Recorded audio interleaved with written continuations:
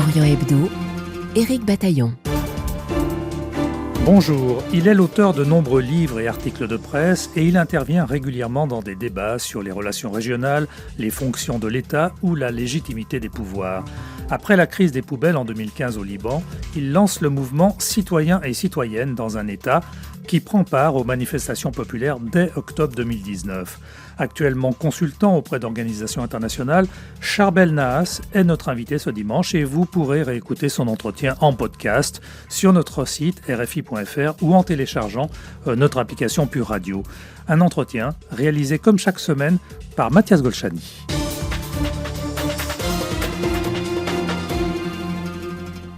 Bonjour Charbel Nahas. Bonjour Éric Bataillon. Économiste, ancien ministre libanais des télécommunications et du travail. Vous êtes également fondateur et secrétaire général du mouvement Citoyens et Citoyennes dans un État. Nous vous avions reçu dans Orient Hebdo lors de la crise dite des poubelles, c'était en 2015. Charbel Nahas, la crise que traverse le Liban aujourd'hui est-elle seulement une crise économique ? Écoutez, absolument pas. Ce n'est pas une crise économique et c'est encore moins une crise financière. Le Liban, pour son malheur tel qu'il apparaît aujourd'hui, s'est retrouvé dans les années 70 vivre en même temps deux choses. D'une part, une guerre civile qui a été déclenchée par des petits calculs de politiciens qui ne mesuraient pas la taille des enjeux alors que la région se configurait. Et d'autre part, l'effet direct du boom pétrolier. Donc c'est en même temps l'émergence, l'institutionnalisation des communautés comme engin de guerre et l'arrivée massive de flux d'argent qui rendaient la guerre soutenable, voire utile.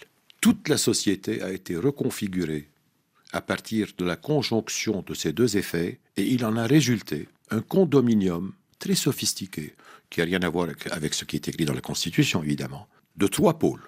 D'une part, des chefs de guerre communautaires qui ont un contrat auquel ils tiennent, consistant à faire bénéficier de subsides, de bénéfices, d'avantages matériels, leur, entre guillemets, communauté, le reste du monde étant étranger. Deuxièmement, des acteurs internationaux et régionaux qui sponsorisent chacun un de ses chefs, qui lui prêtent allégeance et qui s'engagent à soutenir en proxy, si vous voulez, ses visées.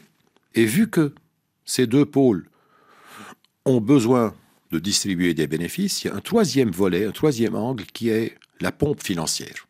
Donc nous avons ce système qui a fonctionné et qui a remodelé la société. Ce qui est arrivé, c'est que c'est la machine financière qui a cassé.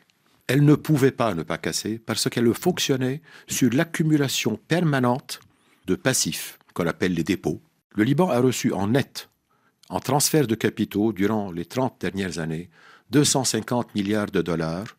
C'est 7 fois le PIB moyen.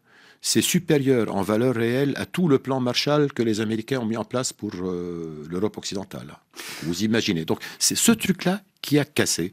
Et ça ne pouvait pas ne pas casser. Donc c'est tout le système politique, et je dirais même l'ordre de la société qui est tombé. Voulez-vous dire que les Libanais ont vécu au-dessus de leurs moyens ces dernières années ? Vous avez écrit, je crois, dans la revue d'économie financière, numéro 136, Liban, illusion financière, illusion monétaire. Ah, tout à fait. Tout à fait. Ce fonctionnement, si vous voulez, manipulé de manière excessivement habile la menace permanente.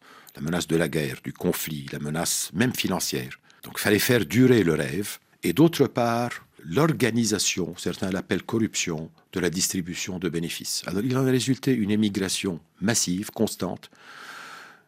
L'importation d'ouvriers de pays pauvres d'Afrique ou d'Asie du Sud, plus l'arrivée des réfugiés syriens.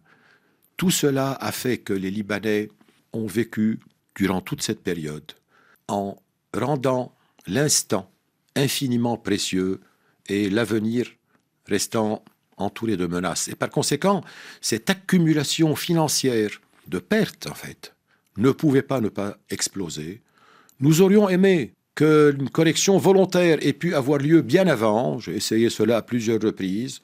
Ça aurait été moins coûteux, il aurait fallu plus de courage, mais nous n'étions pas du tout surpris. Et l'organisation du parti que vous avez mentionné, dont je suis secrétaire général, a été faite précisément en attente de cette crise, par anticipation. Mais les gens, même les plus avisés, ont quand même voulu continuer à jouer dans ce casino où tout le monde gagnait. en amenant leur épargne de l'extérieur pour bénéficier davantage en taux d'intérêt. Les banques organisaient un show-off permanent en sponsorisant des activités culturelles pour montrer la richesse. Et ce qui est arrivé devait arriver. Et nous sommes aujourd'hui dans une situation où, comme vous le disiez, il ne s'agit pas du tout d'un problème financier, c'est l'effondrement de tout un système politique et de l'armature même de la société. Malgré tout, un gouvernement vient d'être désigné courant septembre après plus d'un an de vacances. Il est dirigé par Najib Mikati, dont vous avez été l'un des ministres en 2011. Est-ce pour vous, malgré tout, un bon signal ? Absolument pas. C'est excessivement dangereux. Parce que la constitution de ce soi-disant cabinet, qu'est-ce qu'elle reflète ? Une fois que la machine financière, donc la pompe Afrique, a cassé, les chefs communautaires étaient dans le désarroi. Donc, ils ont essayé pendant une semaine de se rabibocher dans un gouvernement d'union nationale qui était en place. Ça n'a pas pris. Ils se sont immédiatement clivés en deux camps. Tous les deux partant du même diagnostic, disant que ce qui préexistait était l'ordre naturel du monde, contrairement à ce que nous disons. Et par conséquent, si ça s'est cassé, c'est qu'il y a un facteur externe qui a perturbé. Alors, les pro-américains se sont dit, bon, ça semble être les Américains, il y avait encore Trump, qui ont poussé, donc nous allons les accompagner en prétendant que nous sommes révolutionnaires, réformistes, etc. Et ceux qui se sentaient visés, donc Hezbollah et ses alliés, se sont dit, c'est les Américains, donc le complot, donc nous allons résister. Donc ce clivage a duré quelques mois. La déclaration du défaut de l'État a amené, à travers des consultants dont Lazare, etc., à évaluer les pertes. Là, ils se sont rejoints, les deux camps, les pro- et anti-Iran-USA, tous les deux, pour défendre la cellule financière, qui s'est amusée à lancer un rouleau compresseur incroyable, avec 4 taux de change, avec la volatilisation des dépôts, non seulement des dépôts individuels, mais même de l'épargne sociale, des fonds de pension, des ordres professionnels, de la sécurité sociale, complètement laminés, poussant les gens à l'émigration massivement. Ce rouleau compresseur est précisément l'instrument qui fait que ce régime essaye de perdurer en détruisant la société. Une fois que le paysage environnant semble se calmer avec Biden, le retrait Afghanistan, la France qui revient à Bagdad, etc., le rabibochage avec la Syrie, etc., là, la cellule financière, défendue, ayant l'impression d'avoir réussi son pari, d'avoir démarré son rouleau compresseur, est revenue au devant de la scène avec la bénédiction d'extérieur. Mikati, c'est ça. Mikati vient dans un pari de parachever la destruction de la société pour restaurer la légitimité du système, bénéficiant de la force reconstituée au sein de la cellule financière et de l'appui des arrangements extérieurs en cours.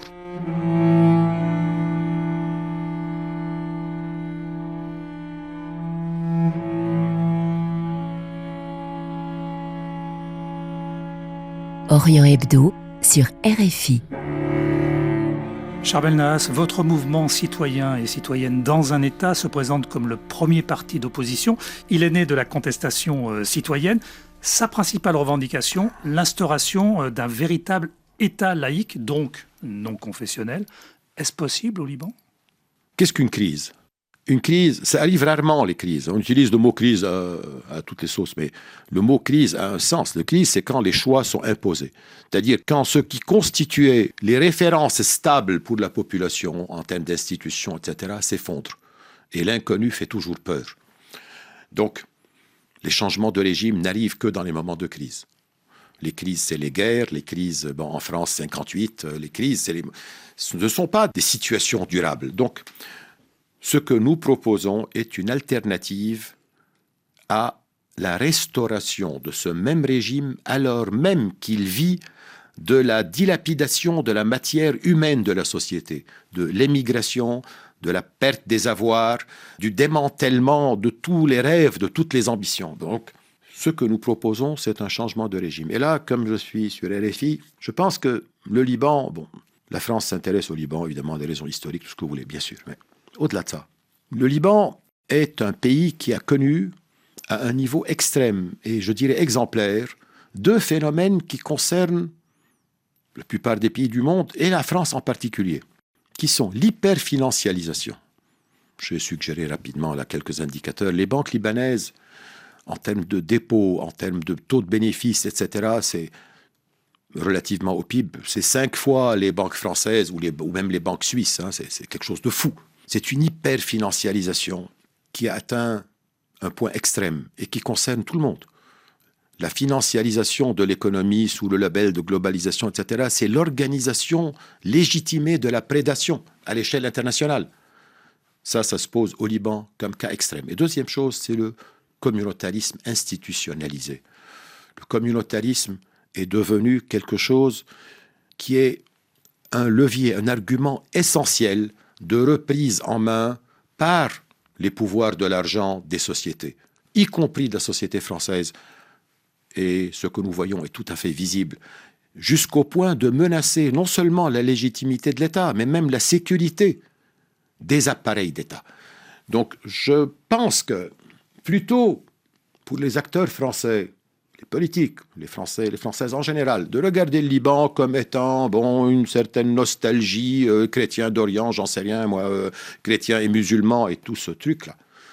Évidemment, je ne suis pas donneur de leçons, mais il faut quand même débattre sérieusement. D'avoir le courage de traiter les défis qui menacent la France elle-même en termes d'hyperfinancialisation et en termes de communautarisation institutionnalisée à partir du cas libanais, qui a l'avantage d'être extrême, d'être petit, d'avoir un effet de contagion sur la région, sur la Syrie, sur la Palestine, sur l'Irak, qui rend la prise en charge de ces défis importante mais significative. Nous en profiterions, c'est sûr, mais je pense aussi qu'il y a là une conjonction d'intérêts propres et non seulement d'éveil nostalgique, de réminiscences diverses et variées. Évidemment, cela change la nature du débat et plutôt que de traiter le communautarisme avec des États qui aujourd'hui ont pris leur place sur le monde, on n'est plus dans le monde bipolaire. Hein. La France n'est plus la puissance qui avait fait l'affaire des sous-marins est claire, avec un État juif, un État chiite, un État sunnite, etc. C'est quelque chose d'une tendance générale. Et là, les Français sont juges, mais je pense qu'il faut plus de courage que ce que nous constatons. Mais un État libanais laïque, les citoyens, depuis 2019, octobre 2019, descendent dans la rue pour réclamer une citoyenneté libanaise, donc dans un État laïque. C'est possible aujourd'hui ? Oui, c'est tout à fait possible. C'est un rapport de force. Vous savez, nous sommes structurés comme un parti qui n'a pas honte de dire nous sommes prêts à assumer la gestion de la phase transitoire pour établir la légitimité d'un État laïque au Liban. Et à partir du Liban, c'est le seul État laïque dans toute la région. Cette région a été transformée en champ de guerre depuis une vingtaine d'années, et elle est l'endroit où s'épanouissent les formes les plus extrêmes et les plus institutionnalisées et les plus insidieuses de communautarisme. Écoutez, je pense que la France a plus intérêt à affronter ces thèmes-là, ces deux thèmes, qu'à aller essayer de faire plaisir à tel ou tel roitelet en lui vendant un peu de missiles ou à dénicher un contrat pour Total ou pour je ne sais pas qui, à droite ou à gauche. Nous imposons aujourd'hui à ce système une confrontation très dure au niveau de la classe moyenne, parce que la classe ouvrière au Liban, c'est constitué de pauvres immigrés qui sont là de passage. Au niveau des caisses, des fonds de pension et des mutuelles, des ordres professionnels et de la sécurité sociale, lesquels fonds représentent plusieurs milliards de dollars ou d'euros, ont été complètement dilapidés par ceux qui géraient ces fonds et qui dépendent des chefs communautaires et qui les ont placés dans les banques, donc dans l'autre compère du système. Donc cette confrontation, que ce soit en essayant d'amener à la tête de ces ordres des gens qui portent la volonté d'imposer cette confrontation, donc la défense de l'épargne sociale, de l'épargne collective, indépendamment du devenir des dépôts privés, si vous voulez, et non pas vis-à-vis des banques telles qu'elles sont, mais vis-à-vis des biens propres des banquiers eux-mêmes, et vis-à-vis des négociations à venir avec le FMI ou je ne sais pas qui. Donc imposer une rupture dans le rapport des forces qui fait que, soit par alignement de certains de ces ordres, soit par une action directe pour les démanteler de l'intérieur s'ils refusent de reconnaître leur participation à la dilapidation des fonds dont ils étaient en charge, nous espérons, faisons notre possible, imposer par là une confrontation dure à ce gouvernement pour l'empêcher de gagner sa relégitimation. Mais que dites-vous à tous les Libanais qui sont très très nombreux aujourd'hui, qui pensent que la situation économique et sociale est telle qu'ils n'ont d'autre choix que de quitter le pays. Écoutez, on est bien en mal de dire ce qu'on pense à des jeunes gens et des jeunes filles qui ne trouvent pas de boulot, dont les parents ont perdu leur épargne, qui n'ont aucun espoir en vue et qui n'ont que la crainte de l'explosion de la violence. Que leur dire? Alors ils émigrent massivement. Et d'autre part, ils cherchent à se caser dans ce qu'on appelle les ONG qui leur distribuent les dollars et qui par conséquent privent la confrontation politique d'une grande partie de ses ressources, sous couvert d'humanitaire bien entendu. Il est très difficile de leur dire « poursuivez la confrontation ». Dans notre parti, nous avons beaucoup de jeunes gens et de jeunes filles. Une proportion non négligeable émigre.